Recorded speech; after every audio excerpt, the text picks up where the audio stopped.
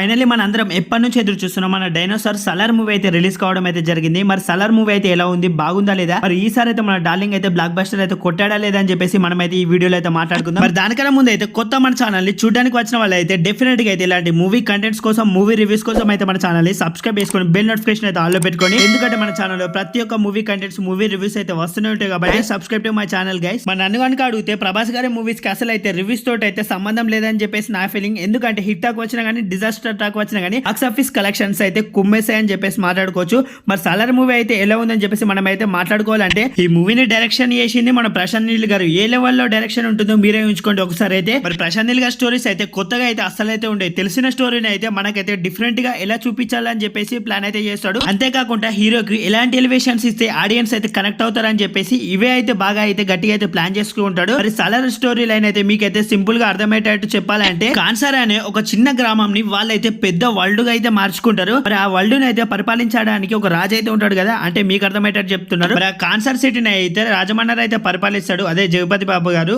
మరి తన వరదాన్ని అయితే రాజుగా అయితే చూడాలనుకుంటాడు. అదే మూమెంట్ లో అయితే విలన్స్ అటాక్ చేయడం, అంతేకాకుండా అయితే వరదాన్ని అయితే తన రాజ్యాన్ని అయితే కోల్పోవడం, ఇదంతా అయితే మూవీలో అయితే మీరైతే చూస్తారు ఎందుకు కోల్పోయాడు అని చెప్పేసి. ఆ తర్వాత వరదాకి కింగ్ కావాలంటే మళ్ళీ అయితే ఒక సైన్యం, ఒక ఆర్మీ అయితే కావాలనుకుంటాడు. మరి ఆర్మీ సైన్యం ఎవరైనా ఆలోచిస్తే అప్పుడు తన ఫ్రెండ్ అయిన దేవ అయితే గుర్తుకొస్తాడు. మరి అతడు ఒక సైన్యం, ఒక ఆర్మీ అని చెప్పేసి మాట్లాడుకోవచ్చు మూవీలో అయితే. అక్కడ నుంచి మన రెబల్ స్టార్ వచ్చాక ఉండే సీన్స్ అయితే ఉంటాయి నెక్స్ట్ లెవెల్ అని చెప్పేసి మాట్లాడుకోవచ్చు. మరి మాస్ ఎలివేషన్స్ గురించి అయితే కొత్త మాట్లాడుకోవాల్సిన అవసరం అయితే అస్సలు అయితే లేదు. మన రెబల్ స్టార్ డైనోసార్ కి ఎలాంటి ఎలివేషన్స్ పడితే మనం అయితే రిచ్ పోతామో అలాంటి ఎలివేషన్స్ అయితే ప్రతి ఒక్కటి అయితే పడిందని చెప్పేసి మాట్లాడుకోవచ్చు మూవీలో అయితే. మరి కొన్ని సీన్స్ అయితే ఉంటాయి గన్స్ తో గానీ, ఆ కటానాతో అంటే ఆ కత్తితో ఫైట్ చేసే సీన్స్ గానీ, సో నెక్స్ట్ లెవెల్ అని చెప్పేసి మాట్లాడుకోవచ్చు. ఇంటర్వెల్ దగ్గర వచ్చే సీన్ గానీ, ఆ తర్వాత క్లైమాక్స్ లో సెకండ్ పార్ట్ కోసం ఇచ్చిన హింట్ గానీ, ఇవే మూవీలో అయితే మెయిన్ హైలైట్స్ గా అయితే మీకైతే అనిపిస్తుంది. నాకు తెలిసి అయితే మూవీలో 5-6 ఫైట్స్ అయితే ఉన్నాయి. ఒక్కొక్క ఫైట్ ఒక్కొక్క విధ్వంసం అని చెప్పేసి మాట్లాడుకోవచ్చు. లిటరల్లీ చెప్తున్నాం కదా, కొన్ని చోట్ల అయితే నాకైతే డైలాగ్స్ అయితే వినిపించలేదు. ఎందుకంటే థియేటర్ లో ఫ్యాన్స్ చేసిన గోలా హంగామా అంత ఇంత కాదని చెప్పేసి మాట్లాడుకోవచ్చు.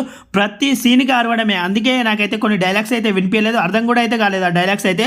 మరి తర్వాత అయితే మళ్ళీ నేనైతే ఎలాగో చూస్తాను కాబట్టి ఆ తర్వాత అయితే సింపుల్ గా అయితే హాయిగా అయితే చూస్తాను. మరి నాకైతే కేజీఎఫ్ లెవెల్ అయితే సాంగ్స్ అయితే అనిపించలేదు సలార్ మూవీలో అయితే. మరి అది వేరే స్టోరీ, ఇది వేరే స్టోరీ కాబట్టి ఏ మూవీకి ఎలాంటి సాంగ్స్ ఉంటే బాగుంటాయి అని చెప్పేసి పెట్టారనుకుంటా. ఈ మూవీలో ఈ సాంగ్స్ అయితే బాగా అయితే సెట్ అయ్యాయి. మరి మూవీలో తీసుకున్న ప్రతి ఒక్క క్యారెక్టరైజేషన్ అయితే బాగా అంటే బాగా చూపించారని చెప్పేసి అనుకుంటున్నాను. మీకు కూడా అయితే డెఫినెట్ గా అయితే నచ్చుతుంది వాళ్ళ క్యారెక్టర్స్ అయితే. మరి మూవీలో చాలా క్యారెక్టర్స్ అయితే ఉన్నాయి కాబట్టి ప్రతి ఒక్క దాని గురించి అయితే చెప్పాలంటే చాలా కష్టం అని మీకైతే మూవీ చూస్తేనే అర్థం అవుతుంది. మరి మీకైతే మూవీలో బాగా నచ్చే క్యారెక్టర్స్ అయితే వీళ్ళని చెప్పేసి మాట్లాడుకోవచ్చు. ఈశ్వరిరావు గారు కానీ, శ్రీయారెడ్డి గారు కానీ, అంతేకాకుండా మన అందరి ఫేవరెట్ జగపతి బాబు గారు కానీ, వీళ్ళందరి క్యారెక్టర్స్ అయితే 100కి 100% అయితే ప్రాణం పెట్టి చేశారని చెప్పేసి నాకైతే అనిపించింది.